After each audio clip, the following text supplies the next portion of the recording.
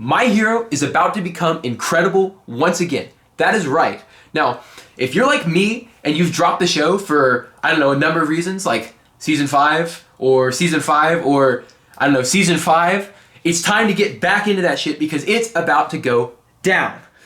My Hero is one of those shows that everybody who's ever watched anime knows about. Like, you don't even have to watch anime to know about it. You see people walking around college campuses with the t-shirts and the screensavers. Like, you see the clips on YouTube. It's basically synonymous with anime itself at this point, I feel.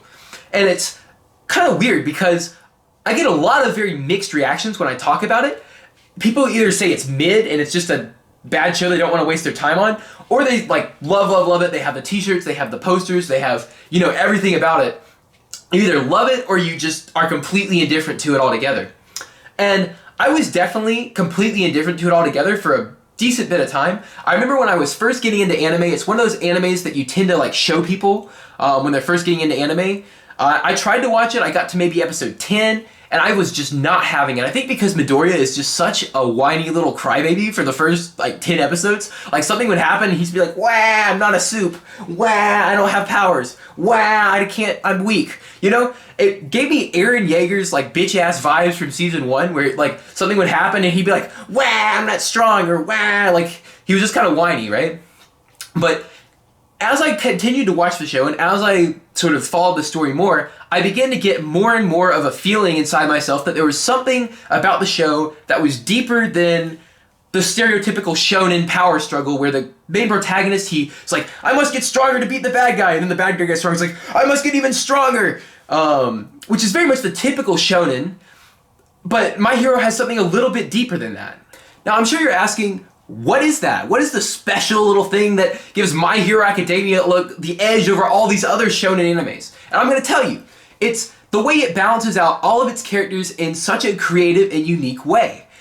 I think the best thing and the strongest thing about the show is how it takes its cast of, I don't know, 20 to 30 main characters and it sort of interweaves their stories together. It gives all of like the characters different contrasting viewpoints that does a great job of taking one character and showing the differences in their thought and their ideals with opposed to another character and sort of asking some very interesting questions. A great example of this is sort of the Stain the Villain Slayer, yeah, that guy. Stain the Villain Slayer arc, where he's sort of pointing out problems with the superheroes, right? He's almost like a villain that has a very powerful argument behind what he's doing, right? He's definitely wrong, but he has a point, right? Same with Endeavor. I think Endeavor's another one of these great examples of a character who just exemplifies an absolutely magnificent ideal. He's a very flawed hero, and you almost ask yourself, is he even a hero at all, right? It raises these very interesting questions about what it means to be a hero, what it means to be saved, what it means to be a good person in society, and it asks these questions in ways that I can identify with more than any other show I've ever watched, really, for a long, long time, right? The problem is, this show takes forever to get going. Like I said, there are 20 to 30 main characters, right? In order to be able to have these really deep, impactful character moments, you have to sort of explore all 20 to 30 of these characters. So the first season and a half of the show is a bunch of training arcs, it's a bunch of, like, tournament arcs, it's a bunch of these very stereotypical shonen storytelling tropes, right? That basically serve the purpose of introducing the audience to the characters of the show, and it just sort of feels like this big shonen, right? You don't really realize just how deep a lot of the characters are, and you would be tempted to watch it and sort of just put it on as filler. That's exactly what I did when I was watching it. I just kind of watched it for the filler. I just was like, oh, that's a cool fight scene. Oh, that's a cool punch, whatever, right? And I think this is why so many people point to the show and say, my hero is mid, my hero is this, my hero is that, right?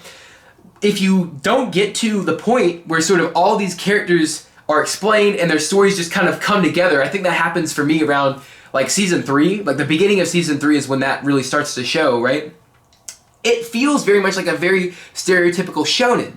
Now, if you can make it past season 2 into season 3, and you can sort of get into the, I'd say the more interesting arcs where the world really expands, where the characters start to have very deep, impactful moments between one another, the show becomes absolutely fire. It's like every single episode is a payoff. Every single episode, the world just gets bigger and bigger and bigger and bigger. And I remember watching the show. I think there's this moment, I can't remember what season it's in, where like All Might just points to the camera and looks away. And that was the moment for me when I was invested in the show. Like everything fell together. all of sort of like the long-standing like tensions between characters really came to a head, and I just realized like, wow, this is a story. This is like a world, and this is a story that I am like 100% invested in, right?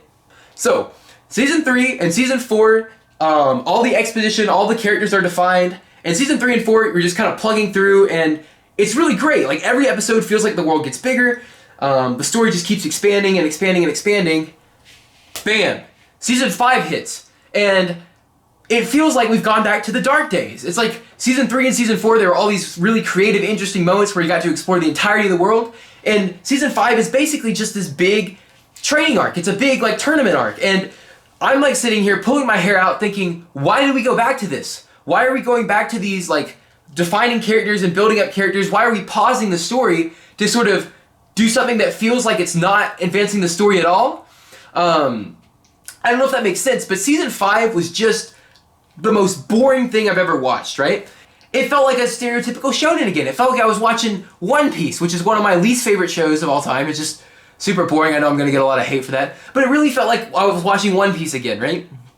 It made me kind of upset, and I'm going to be honest, I dropped the show completely, right? You might be wondering, why, if you hated Season 5 so much, are you saying Season 6 is going to be completely fire? Well, I went back over the sort of the summer 2022 anime drought, and I forced myself to sort of get back into the My Hero, and yeah, I sort of grin and bear the training arc because it was really bad. But the villain arc completely turned my opinion of the show around.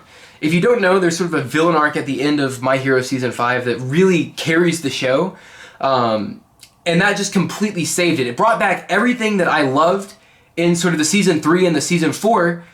It made the show feel bigger again, it made me sort of care more, and it was less of sort of like the shonen trope. We were introduced to a lot of new characters in ways we haven't seen them before, but the way it did it was not sort of through this training arc, it was through sort of a whole different element. I'm not going to spoil it for you if you haven't seen it. Just watch it and trust me when I say it's amazing, right?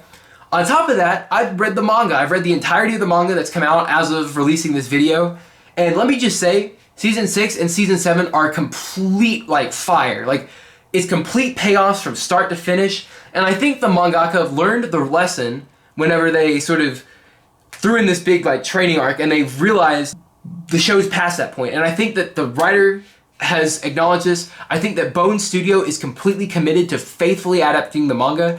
Everything that I've seen about Bone Studio shows that they love this show. They really care about it, and they want it to succeed. So, I personally think Season 6 is going to be amazing. I would encourage you to get back into the show and watch it because I've read all the manga for all the shows coming out fall 2022, or all the big ones at least, I'd say the biggest 5 or 6, and My Hero is going to completely curb stomp all the other shows. I'm talking Spy Family, I'm talking Chainsaw Man. Like, I know everyone thinks those two are big, but I personally think Season 6 of My Hero is going to take the cake. Like, I think it's going to blow everyone's minds, and it's going to just blow everything out of the water. Please watch My Hero. Please go back to watching it for your sake, because you don't want to miss this. This is going to be an incredible experience, and trust me when I say the story is going to just send waves, shock waves, through the anime community. Anyways, I hope you liked this video. If for more anime related content, please subscribe to me. Please. Please. And I will see you guys in the next episode.